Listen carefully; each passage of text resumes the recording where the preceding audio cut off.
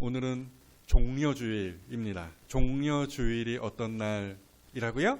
예수님께서 예루살렘에 입성하신 그날을 기념하는 주일, 그것이 바로 종려주일입니다. 그렇다면 예수님께서 왜 예루살렘에 입성하셨습니까? 관광지 여행 가셨습니까? 그게 아니라 한마디로 죽으러 예루살렘에 들어가셨죠.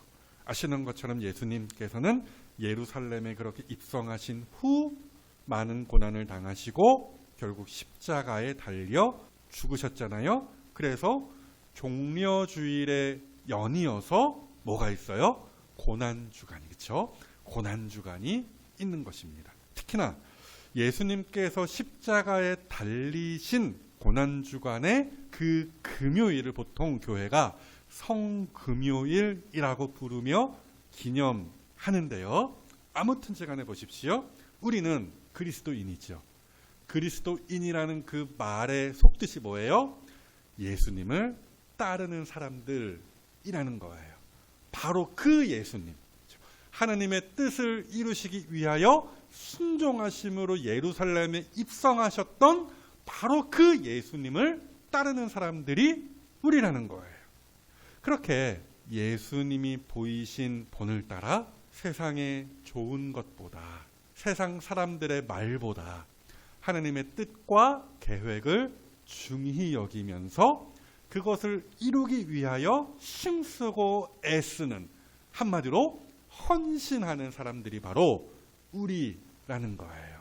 자, 그래서요, 이 종려주일 아침에 과연 바로 그 예수님을 따르는 성도의 마땅한 구체적인 삶이 어떤 것인지에 대하여 이 여호수아 본문을 가지고 생각해 보려고 합니다. 이스라엘 백성이 요단강을 건너는 그 이야기는 이제 다음 주일, 부활주일에 자세히 들여다보도록 하겠고요. 어찌되었든 먼저 한번 따라해 보십시오. 그 뒤를 따르라. 본문 3절 이하를 보세요. 사흘 후에 관리들이 진중으로 두루 다니며 백성에게 명령하여 이르되 너희는 레위 사람 제사장들이 너희 하나님 여호와의 언약궤 매는 것을 보거든 너희가 있는 곳을 떠나 그 뒤를 따르라 라고 했습니다. 자, 일단 여호수아는 힘과 용기를 100배나 얻은 상태입니다. 먼저는 하나님께서 직접 여호수아에게 그렇게 말씀하셨잖아요. 뭐라고 말씀하셨어요? 강하고 담대하라, 내가 너와 함께 할 것이다 말씀하셨어요. 이어서 르우벤, 갓, 므낫세 사람들이 여호수아에게 뭘 보냈어요? 응원의 메시지, 막 이렇게 응원의 메시지를 보냈어요. 그 사람들이 여호수아 앞에 나와서 한다는 말이 뭐였냐? 강하고 담대하소서, 이렇게 이야기했다라는 것이죠. 여호수아가 얼마나 힘을 얻었겠어요? 뿐만이 아닙니다. 지난주에 봤어요? 여리고성을 정탐하고 돌아온 사람들에게서 여호수아가 또 들은 말이 뭐였느냐? 보십시오. 여호수아서 2장 23절 이하의 말씀이죠. 그 두 사람이 돌이켜 산 넘고 물 건너 여호수아에게 돌아와서 그들이 겪은 모든 일을 다 고하고 또 여호수아에게 이르되, 보십시오. 진실로 여호와께서 그 온 땅을 우리 손에 주셨으므로 그 땅의 모든 주민이 우리 앞에서 간담이 녹더이다 하더라. 그러니까 이런 말이에요. 가나안 사람들 완전 쫄았던데요.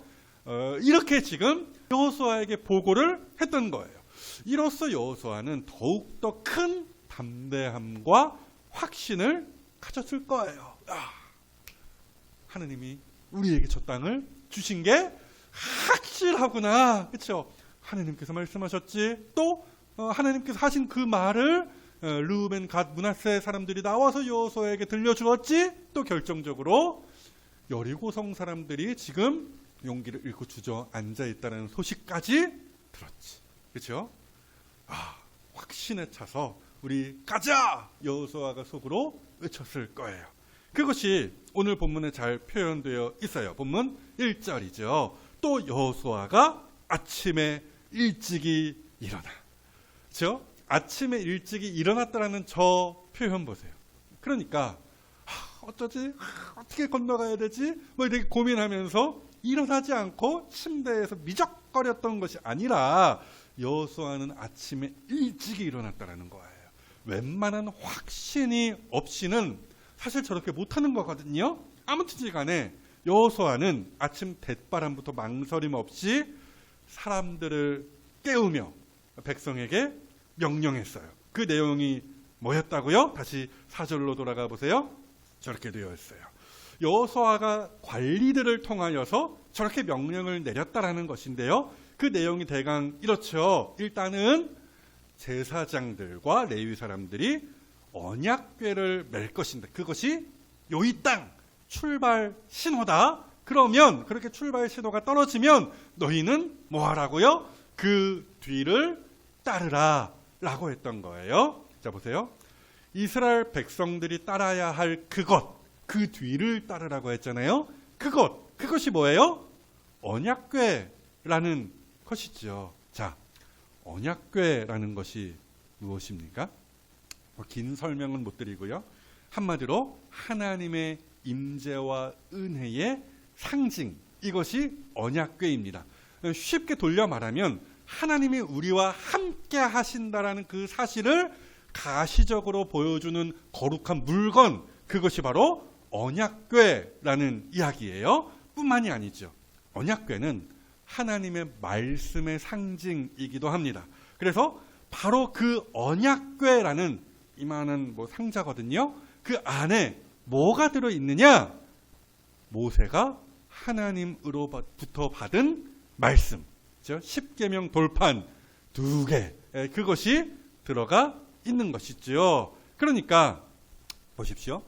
오늘 여호수아가 관리들을 통하여서 백성들에게 내린 첫 번째 저 명령의 의미가 무엇이냐? 이거예요. 우로나 좌로나 치우치지 말고 오로지 뭘 따르라? 하나님의 말씀을 따라 나아가라는 것이었죠. 말인즉 언약궤를 통하여 일단 상징되는 바, 그 말씀이 백성의 한 걸음 한 걸음을 인도하는 내비게이션의 역할을 한다라는 것입니다. 사랑하는 여러분, 지금도 동일합니다. 광야와 같은 세상을 살고 천국을 향하여 나아가는 성도는 하나님의 은혜 안에서 뭘 따라가는 거예요? 그의 말씀을 따라가는 것이에요. 유명한 시편의 저 말씀 우리 다 같이 한번 읽어볼까요? 시작. 주의 말씀은 내 발의 등이요 내 길의 빛이니이다. 아멘. 자, 저 간략한 말씀을 제가 이렇게 복잡하게 설명을 해볼게요. 야심한 밤에 산길을 가던 나그네의 그 한 걸음을 비추는, 그 한 걸음 앞을 비추는 등불을 떠올려 보십시오. 옛날에 조선시대 때 이렇게 해가지고 불 하나 밝히고 이렇게 밤길을 가곤 했잖아요. 또 그 야심한 밤에 불빛도 없어요. 뭐 손에 든 것도 없고 아무것도 없어요. 근데 저 멀리서 초롱초롱 빛나는 불빛 하나, 그것을 또 떠올려 보십시오. 그러면 그 나그네는 아하, 저기로 가면, 저 방향으로 가면은 집이 있고 사람이 있고 쉴 곳이 있고 먹을 것이 있겠구나 하면서 그 불빛을 등대 삼아, 그렇죠? 그 방향으로 나아갈 거 아니겠습니까? 보십시오. 하나님의 말씀, 저 주의 말씀이 성도에게 딱 그런 역할을 한다는 거예요. 그래서 오늘 하루를 살아갈 때에 성도의 그 한 걸음 앞을 비추는 등불이 되고, 뭐가? 그의 말씀이요. 또 어디로 가야 하나, 막막할 때 그 삶의 방향을 또렷하게 안내하는 빛이 되어 주더라는 거예요. 실제로요, 성도의 삶에 말씀이 역사하는 경우가 많은데요. 옛날 이야기 하나 들려드릴게요. 보통 교회들이요, 보세요. 그 송구영신 예배 때 뭘 뽑습니까? 말씀 카드 뭐 이런 거 뽑거든요. 그렇죠? 책갈피. 여러분들 성경책에 열어보시면은 책갈피 하나 꼽혀 있을 수 있어요. 거기에 말씀 하나 이제 하여튼 담겨 있죠. 어찌되었든 연말에 그런 거 하나씩 뽑아요. 우리 교회는 뭐 하지 않습니다만은 뭐 이런 그림이죠. 큰 바구니 안에 하여튼 듣기 좋은 말씀들, 축복의 말씀들이 적혀 있는 말씀 카드가 그 책갈피들이 가득 이렇게 담겨 있고 돌아가면서 그것을 하나씩 뽑는 거죠. 뭐 어찌되었든 듣기 좋은 말씀들이 거기에 다 있는데요. 근데 하루는 제가 그 이제 말씀 카드 만드는 것을 담당했는데 장난을 한번 쳤습니다. 다 듣기 좋은 말씀들 추려서 말씀 카드를 만들어서 넣었지만 딱 하나 이 말씀을 거기에 슬며시 껴 넣었죠. 그것이 무엇이었냐? 에베소서 5장 18절의 저 말씀이었어요. 술 취하지 말라. 이는 방탕한 것이니 오직 성령으로 충만함을 받으라. 듣기 좋은 말씀인 것 같죠? 그렇죠? 성령 충만함을 받으라. 그렇게 되어 있잖아요. 근데 보기에 따라서는 듣기 안 좋은 말씀일 수도 있어요. 맨날 술독에 빠져 사는 그런 사람이 있거든요. 막 취해가지고 막 맨날 필름 끊기고 뭐 그 정도로 인사불성이 될 정도로 술 퍼마시면 매일매일 뭐 회식하고 막 직장에서 퍼마시고. 옛날에 제가 들었던 충격적인 이야기. 교회 7남전도회 모임을 하는데 호프집에서 나같이 모여서 맥주 마시면서 교회 그 전도회 모임을 했더라는. 어찌되었든 그렇게 술에 쩔어 사는 사람들에게는 저 말씀이 덜컥하는 굉장히 찌르는 말씀이 될 수 있겠지요. 그런데 참 기가 막히게도 그 하나의 말씀 카드를 그때 누가 뽑았는지 아십니까? 교회 청년 중에서 술을 아주 사랑하는 한 청년이 있었는데 그놈이 딱 저 말씀 카드를 뽑았더라는 거예요. 나중에 얘기를 들어보니까 그 친구가 그 말씀 카드를 뽑고서 엄청나게 큰 충격을 받았대요. 그러면서 그 말씀 카드를 손에 쥐고 부들부들 떨었다라는 그 이야기를 들었는데요. 자, 어찌되었든 다시 한번 따라해 보십시오. 주의 말씀은 내 발의 등이요 내 길의 빛이니이다. 아멘. 그렇게 말씀이 내비게이션처럼 성도의 삶을 주의 길로, 바른 길로 인도하더라는 것이죠. 그래서 축복합니다. 기록된 이 하나님의 말씀을 믿으십시오. 그리고 그 말씀 뒤를 절절 따라가십시오. 그러면 선한 목자 되시는 우리 주님께서 우리를 결국 푸른 풀밭과 잔잔한 물가로 인도하실 줄로 믿습니다. 여기에서 한 걸음 더 나아가서 그렇게 말씀 뒤를 졸졸 따르되 그러면 우리가 어떤 마음가짐을 가지고 그 말씀을 하나님을 졸졸 따라가야 할 것인가? 그 이야기도 본문 가운데 있어요. 그래서 한 번 더 따라해 보십시오. 경외하라. 하나님과 그의 말씀을 따라가긴 하되 그것을 하찮게 여기고 깔보고 마지못해 억지로 따라가는 것이 아니라 하나님을 온전히 두려워함으로 따르라는 말씀이에요. 본문 4절 보시죠. 그러나 그렇죠? 그 뒤를 따르라 명령한 뒤에 그러나 너희와 그 사이 거리가 그 언약궤와 너희의 그 사이의 거리가 2000규빗쯤 되게 하고 그것에 가까이 하지는 말라. 어쩌고 저쩌고 졸라졸라 이렇게 이야기를 해요. 그러니까 여호수아가 관리를 통하여 명령하기를 언약궤를 따라가기는 하는데 그것으로부터 어느 정도 2000규빗쯤 뒤에서 따르라 라고 한 것이에요. 자, 저기에 규빗이라는 거리 단위가 나오는데요. 한 규빗이 대략 45cm입니다. 뭐 어렵지 않아요. 이 팔, 그렇죠? 여기에서부터 여기까지를 한 규빗. 그래서 2000 규빗이라고 하면은 대략 900m 정도, 1km 안짝이 되는 거리가 됩니다.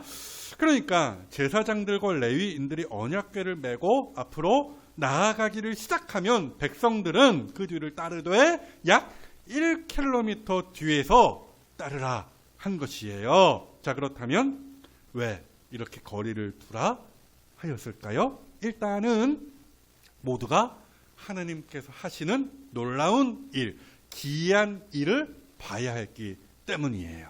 이제 다음 주일에 보겠지만 언약궤를 맨 사람들이 요단강에 들어섰을 때에 그 요단강이 갈라지는 어마어마한 역사가 일어났거든요. 근데 백성들이 언약궤 바로 뒤에서 이렇게 졸졸 따라가고 있었다라고 한다면 그 이스라엘 백성들의 그 규모가 한 200만 명 정도 됐어요. 그럼 앞에 있는 한 100명, 몇십 명만 그 광경을 오 이러면서 봤을 뿐이었겠죠. 근데 모두가 보려면 어떻게 해요? 뒤에서 저 뒤로 물러가서 봐야 하는 것이죠. 그러면 저 앞에서 그 레위인들이, 제사장들이 그 언약궤를 메고 요단강에 들어섰을 때 하나님께서 이루시는 그 역사를 모두가 한눈에 볼 수 있었을 거 아니겠어요? 그래서 이렇게 거리를 두라 한 것 같습니다. 뿐만이 아니에요. 또 있어요. 하나님을 함부로 가까이 할 수 없다는 것을 이 기회에 가르치기 위하여서 이렇게 거리를 둔 것이기도 합니다.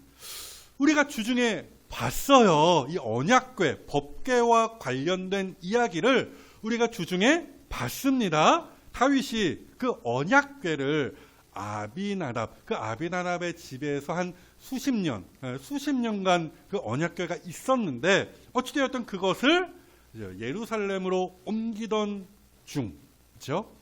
무슨 일이 그 사이에 있었습니까? 일단은 언약궤를 새 수레에 싣고서 빵빠르를 울리면서 화려하게 그 언약궤 옮기는 행사를 진행하였지만 문제가 뭐였어요? 규례를 하나도 지키지 않았다는 거예요. 출애굽기와 민수기를 펴보시면은 거기에 언약궤에 관한 그 규례들이 나름 상세하게 기록이 되어 있는데요. 그러니까 언약궤는 함부로 볼 수도 없고 누구도 만질 수도 없는 것이었어요. 또 언약궤를 운반할 때에 아무렇게나 하지도 않았다라는 거예요. 제가 카톡 가운데에 그 언약궤 옮기는 그림을 띄워드리기도 했었는데요. 어찌되었든 그런데 다윗과 그 사람들은 언약궤를 옮길 때 함부로 다뤘다라는 것이죠. 화려하게 행사를 진행했을지 모르지만 규례에 하나도 맞지 않았었던 것이었다라는 말씀이에요. 그래서 그 결과 누가 죽었습니까? 아비나답의 맏아들 우사가 죽게 되지 않았습니까? 자, 그래서요. 언약궤를 이처럼 함부로 가까이 하지 말라라는 이 명령, 이것이 오늘 우리에게 어떤 교훈을 줍니까? 그 하나님을 멀리하고 이 말씀에서 무조건 거리를 두라는 이야기겠습니까? 그게 아니라 하나님을 두려워함으로 매사에 하나님을 존중하고 그의 말씀을 귀하게, 존귀하게, 신성하게 여길 줄 알아야 한다라는 거예요.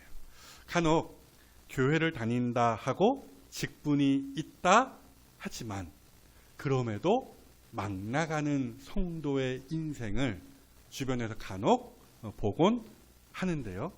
그게 꼭 누구와 같냐면 엘리의 두 아들들과 같습니다. 역시나 우리가 사무엘상을 보며 살펴보았던 이야기예요. 사무엘이 엘리를 섬기며 무럭무럭 자랄 때쯤 엘리의 두 아들, 그 이름이 뭐였어요?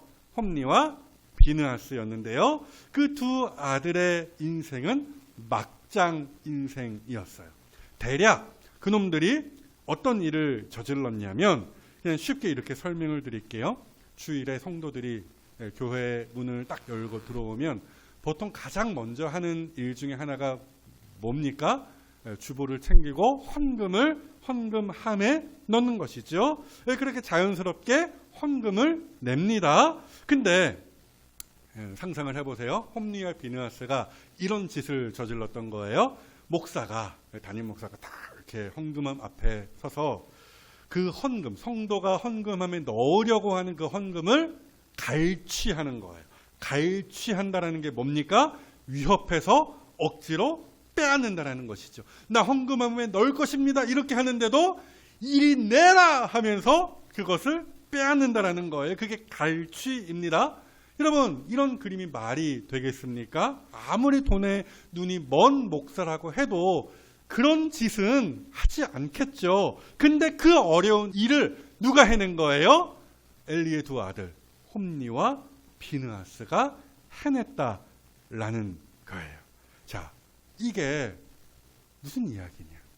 이것들이 이 홈리와 비느하스가 그만큼 하나님을 만만하게 봤다라는 거예요.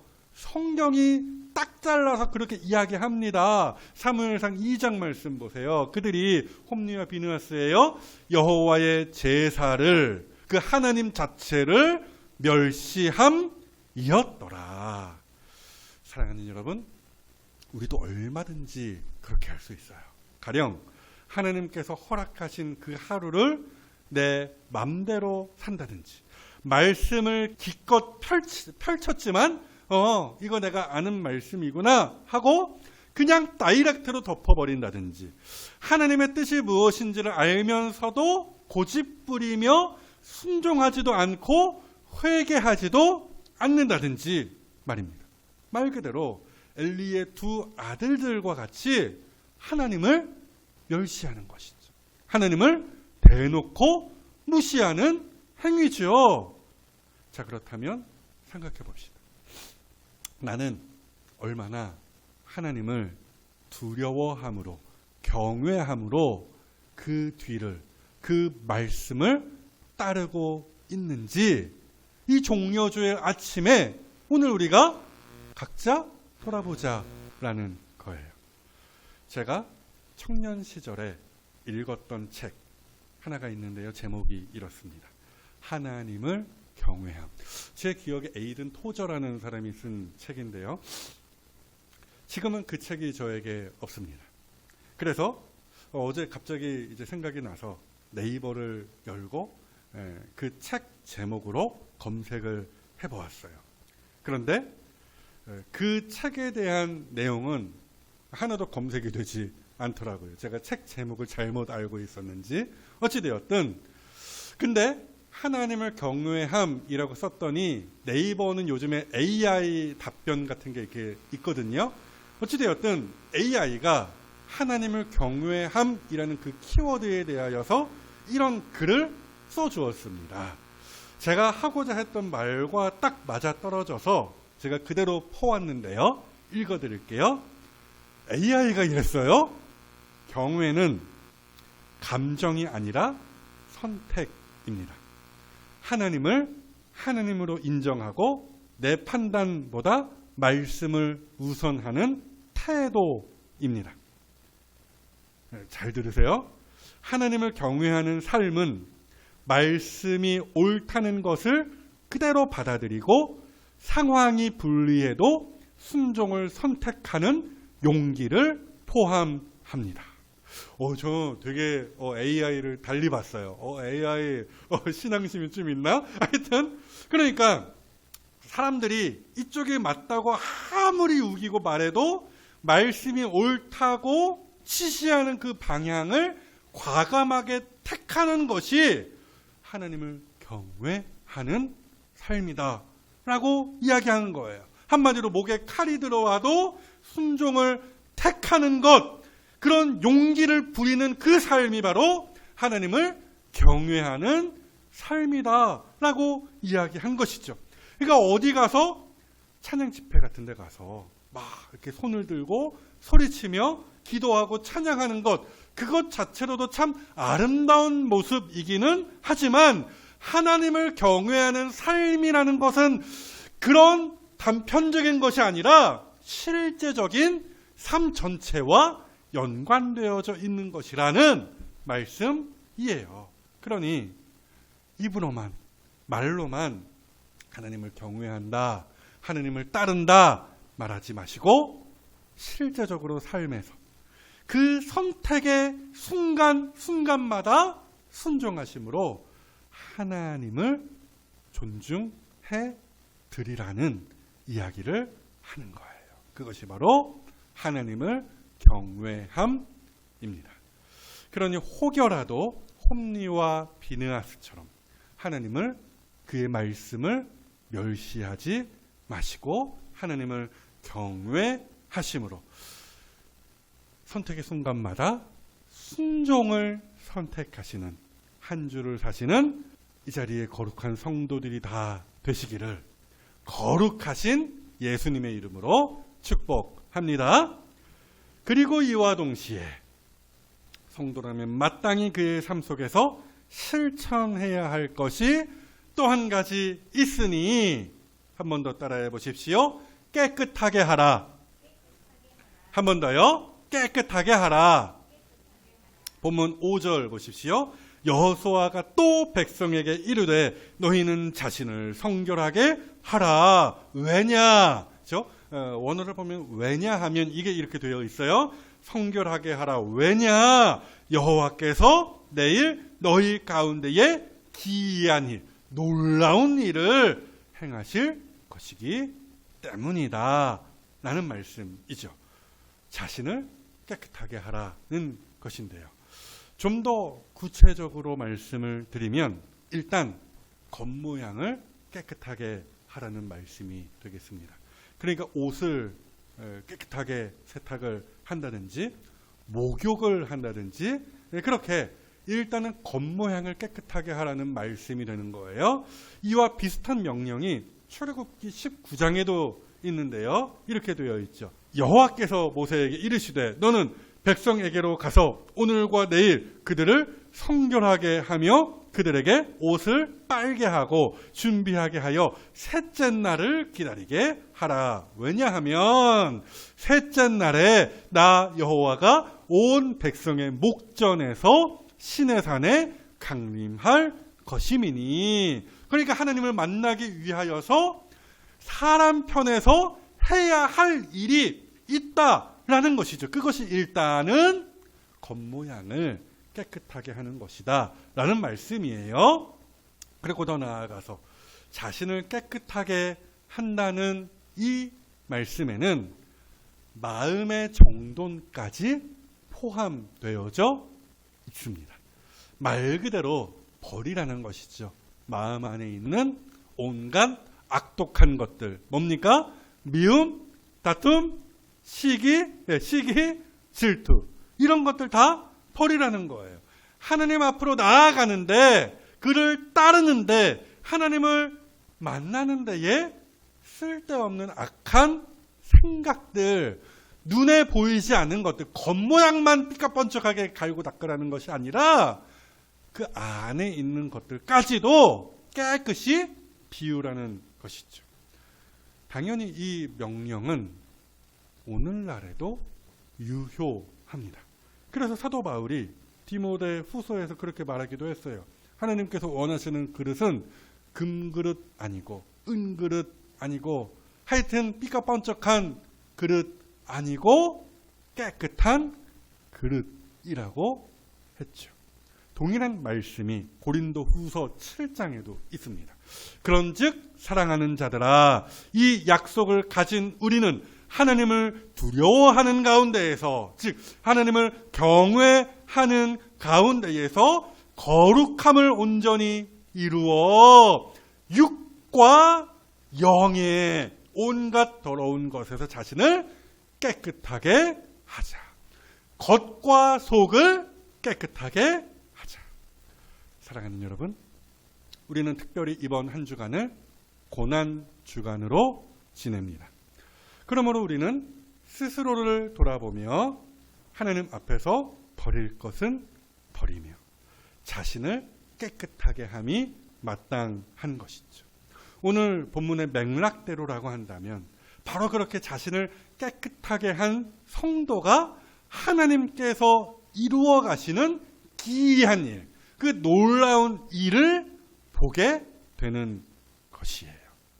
이 대목에서 저는 1907년 평양 대부흥운동 그 사건이 떠올랐는데요. 하여튼 세계 교회사에 유례가 없는 대부흥의 역사가 1907년 일제강점기 시절이었죠. 그때 서울도 아니라 평양에서 있었습니다. 바로 그 부흥의 역사에 불을 당겼던 그 하나의 사건이 뭐였느냐?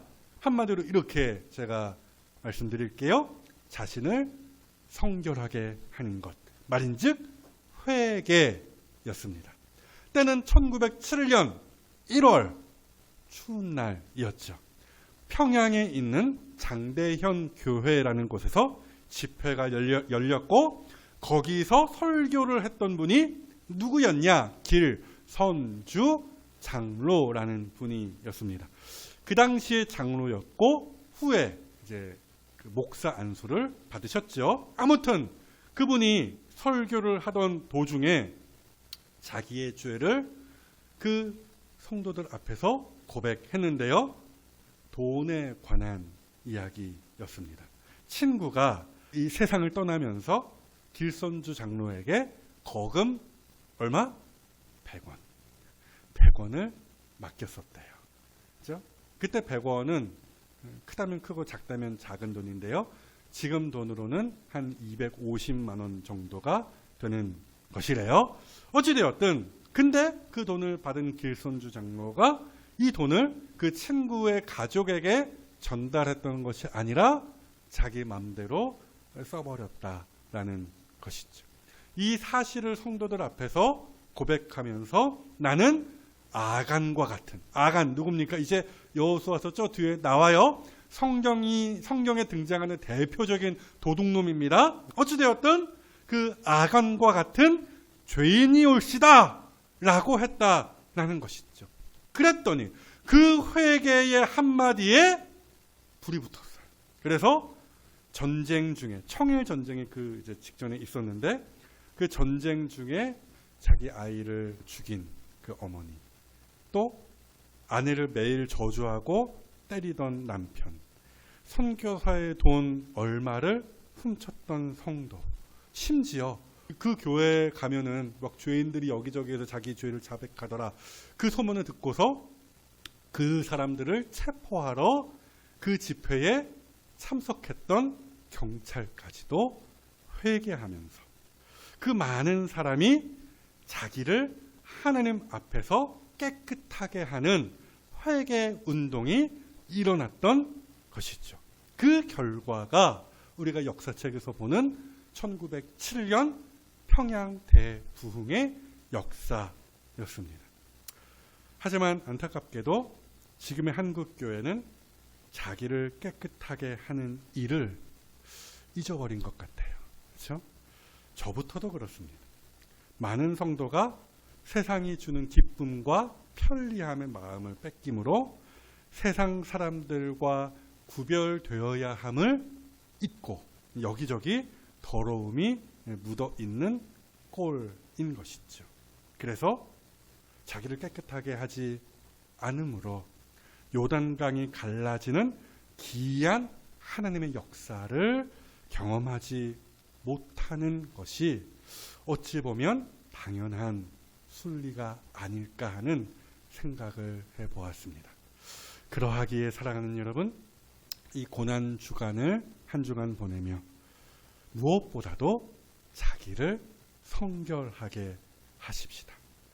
예수를 따르는 데에 불필요한 것들 있다면 용감하게 버리시고 죄악을 하나님 앞에서 회개하시며 그 말씀의 원리를 따라 순종하며 한 주간을 사십시다. 바로 그 깨끗한 그릇을 통하여 하나님께서 기이한 일을 일으키실 줄로 믿습니다.